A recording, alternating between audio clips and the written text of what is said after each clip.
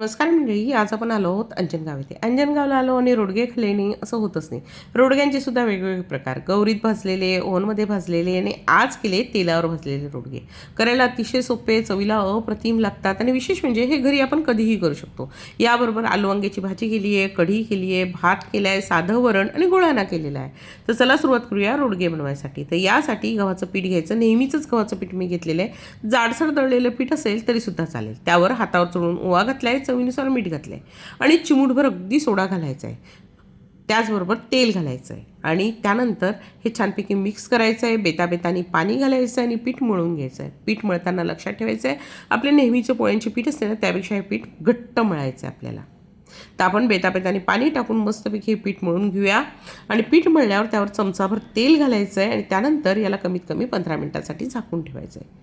15 मिनिटांनी सुद्धा याला काय करायचं, पाणी न लावता जो तेल लावलं आहे त्या तेलातच हे पीठ छानपैकी पुन्हा छानपैकी मळून घ्यायचं आहे.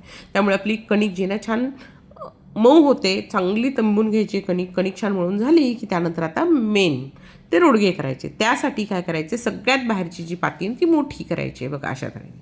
आणि त्यामध्ये आपण काय करायचे, 4 ते 5 छोट्या पात्या करायच्या आहेत. तर अशी 4 ते 5 छोटे गोळे केले, ते हाताने दाबून घेतले. प्रत्येक पातीला तेल लावायचं आहे आणि मोठ्या पातीच्या आत बघा ह्या सगळ्या पाती ठेवायच्या बघा. एक मोठी पाती, त्यावर आपण केलेल्या छोट्या छोट्या पात्या ठेवायच्या, 4 ते 5 ठेवायच्या आणि अशा तऱ्हेने ते बंद करत आणायचं आहे. त्यामुळे काय होतं की रोडगा जो आहे ना आतपर्यंत छान शिजतो, त्याचा प्रत्येक लेअर वेगळा होतो आणि खायलाही छान लागतं. तर बघा अशा तऱ्हेने आपण सगळे रोडगे करून घेतले. त्यानंतर रोडगे भाजण्यासाठी नेहमी ॲल्युमिनियमचं जाड बुडाचं पातेलं किंवा कढई वापरायची. पातेल्यामध्ये 4 ते 5 चमचे तेल घालायचं आहे. त्यावर आपण केलेले रोडगे ठेवायचे. तर मी रोडगे जास्त असल्यामुळे आम्ही 2 पातेले ठेवलेले आहेत. अशा तऱ्हेने रोडगे ठेवायचे, त्यावर घट्ट झाकण ठेवायचं, म्हणजे चांगली त्यातला जो वाफ आहे ना ती आत कोंडली गेली पाहिजे किंवा तो गरमी जी आहे त्याची जी हिट आहे ती आतच कोंडली गेली पाहिजे. तर दोन्ही पातेल्यात आपण रोडगे करायला ठेवलेले आहे आणि थोड्या वेळाने काय करायचे, त्याची साईड पलटी करून घ्यायची, म्हणजे रोडगेला सगळ्या बाजूने सारखे भाजले गेले पाहिजे, आतून छान शिजूनसुद्धा आले पाहिजे. तर या बाजूने केले आणि त्यानंतर बघा आपले रोडगे फायनली भाजल्यावर अशा रंगाचे झाले पाहिजेत.